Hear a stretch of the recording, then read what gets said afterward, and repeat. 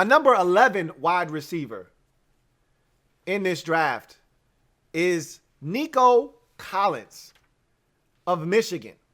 And what sets him apart from everybody in the first 2 days of this draft for the most part is his size. Look at his size, guys. He's 6'4", 215. How many guys have we talked about in this process to this point that has those kinds of measurables? I can tell you right now, 0, okay? Everyone that we've talked about to this point is 5'8", 5'9", 5'7", 5'11", 5'10", 6 feet. The tallest guy we've gotten to this point is Terrence Marshall Jr., and he is 6'3", but he's only 200 pounds. So this is the first height, weight, speed specimen we've gotten to this point. And that's why I'm intrigued by Nico Collins as we flip his card over and take a look. He brings a lot of things to the table. He's raw, and I think there is a lot of developing left to be done.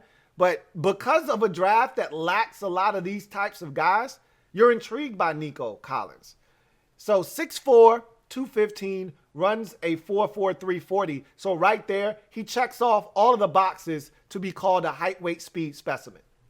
And we don't have many of those early in this draft. You'll get some guys that are 6'2", 6'3", that are later in the draft that you roll the dice on.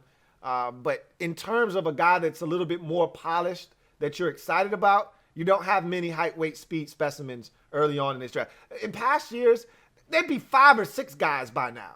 You know, last year's draft, you had the kid from Baylor, you had T. Higgins, you had a bunch of guys that were height, weight, speed specimens. Justin Jefferson was 6'2", 200 pounds or so, maybe 198 or something like that. But, he qualified because he could run 4.42 and he was 6'2". And it was a bunch of guys that got you excited last year in the draft that had some size to him.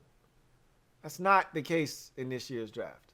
So Nico Collins, just off the strength of there aren't many of these guys that get you excited, he has the leverage there, the upper hand, if you will. Athleticism and hands.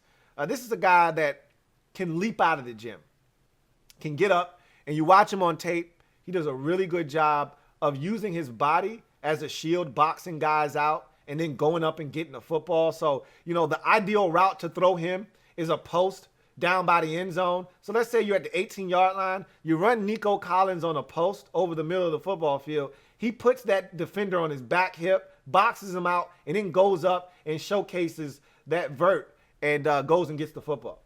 And you see him do that on tape. So he has athleticism. He has really good hands. And 50-50 ball target. So essentially what you can do with guys like Nico Collins is just throw it up. The fade route in the end zone. A lot of people are going to the back shoulder fade now, but if you want to throw a traditional fade where you just say, hey, you too little, man. Your arms are too short to box. Nico Collins is one of those boys you throw it up to and say, hey, go get it for me, man. Jump ball. Go get it. So he's got that ability to go and get the football. When I talk about athleticism, this man's 3-cone, 6'7", 1. That's the 3-cone of a 5'9", 182-pound dude. That's not the 3-cone of a 6'4", 215-pound wide receiver. So, again, when we start talking about athleticism and agility and things of that nature, Nico Collins has the ability to do some of those things in a much bigger frame than we're accustomed to seeing it be done in. Physicality. This is his calling card right now. As a matter of fact, I'll couple the next 2 strengths, physicality, and he's a frame separator. So a wise man once told me, there's a new way in the league to separate. For years, you either separated in 3 ways, essentially. You either separated by sheer speed, you either separated by quickness, or you either separated by technical route running ability. You may not have been the quickest or the fastest, but you knew how to get in and out of breaks, set guys up, use leverage. I always talk about Jason Witten, just knowing how to separate, leaning on a guy, using veteran tricks, lean inside, lean on him, and then a little chicken wing elbow and break outside, and now he's created 2 yards of separation on a simple 6-yard out. Now there's a new way to separate, and it's called separating with size. And that's what Nico Collins does. separates with his frame, puts his body in between man and ball. Does a really good job of boxing guys out and saying, hey, get through my 215-pound frame and my 82-inch wingspan. Get through that to get to the football. Good luck. You're going to need it. Can work all three levels of the football field. Can work underneath, shallow cross, speed cut, stop route, catch it in traffic. He can do that. Come back, can get to the second level, deep dig, post, a slant that travels, a deep over route. Or he can work vertically. Deep post, go ball, 50-50, throw it up, one-on-one. He can work all three levels of the football field. Works physically as a blocker. I love it. I hate when guys are 6'4", 215 pounds, and they out there running around like a ballerina. Don't want to touch anybody, want to stay clean, don't want to get involved in the run game, don't want to get dirty, don't want to be physical. Man, you're too big for that shit. You know, it was funny growing up. I told y'all about my dad from the Virgin Islands, you know, boss. And my dad is one of those dudes, he cusses. He doesn't say the F word or anything like that.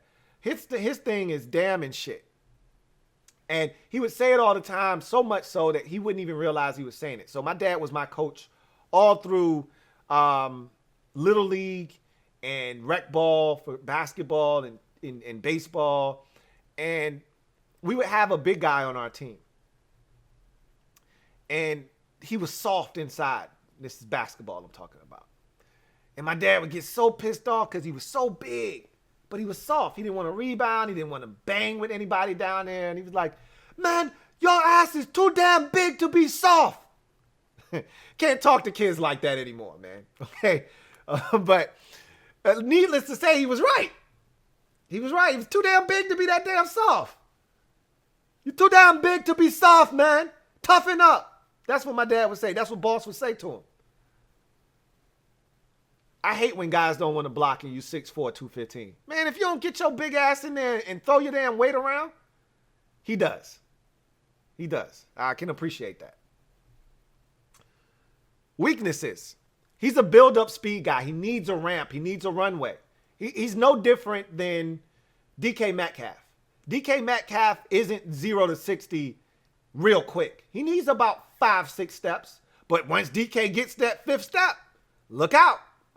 He'll run right by your ass like he's standing still. Ask Jalen Ramsey. He ran right past Jalen Ramsey's ass.